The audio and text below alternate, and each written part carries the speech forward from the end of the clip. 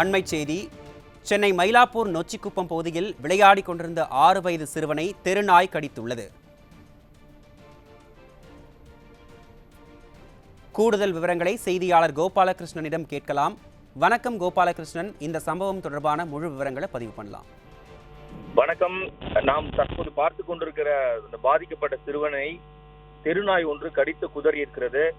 பெரும் காயங்களுடன் சென்னை எழும்பூரில் உள்ள குழந்தைகள் நல மருத்துவமனையில் சிறுவன் அனுமதிக்கப்பட்டிருக்கிறார். அதாவது சென்னை மயிலாப்பூர் தொகுதிக்குட்பட்ட இந்த பட்டினப்பாக்கம் நொச்சிக்குப்பம் எல்லையம்மன் கோயில் தெருவில் வசிப்பவர் பாலசுப்ரமணியன் என்பவர். இவரது மகன் சாயீஸ்வரன். இவர் இரவு நேரங்களில் அந்த பகுதிகளில் குழந்தைகளோடு விளையாடி கொண்டிருப்பது வழக்கம். அந்த வகையில் நேற்று இரவு குழந்தைகளோடு விளையாடி கொண்டிருந்த போது அங்கு உள்ள தெருநாய்கள் இந்த சிறுவனை கடித்து குதறி உள்ளது.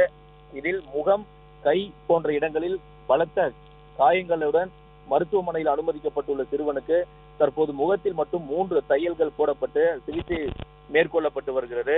குறிப்பாக கடந்த சில தினங்களுக்கு முன்புதான் சென்னை நுங்கம்பாக்கத்தில் சாலையில் நடந்து சென்ற சிறுமியை வெளிநாட்டு நாய் ஒன்றாக ராட்வீலர் என்று அழைக்கப்படும் நாய் கடித்து குதறியதில் அந்த சிறுமி தனியார் மருத்துவமனையில் ஆபத்தான நிலையில் சிகிச்சை பெற்று வந்த நிலையில் இந்த தெருக்களில் சுற்றித் திரியும் நாய்களை கட்டுப்படுத்த சென்னை மாநகராட்சி நடவடிக்கை எடுப்பதாக சொல்லி அவ்வப்போது சில அறிவிப்புகளை வெளியிட்டார்களே தவிர அவற்றை முறைப்படுத்த எவ்வித நடவடிக்கையும் எடுக்கவில்லை என்பதுதான் தற்போது இந்த மயிலாப்பூரில் நொச்சிக்குப்பம் பகுதியில் நாய் கடிக்கு ஆளான சாயீஸ்வரனின் தந்தையின் புகாராக இருக்கிறது.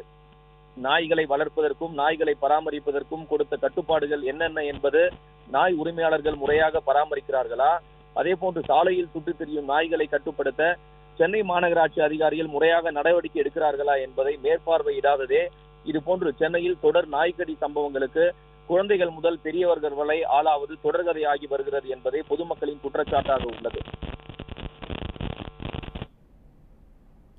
விவரங்களுக்கு நன்றி கோபாலகிருஷ்ணன்.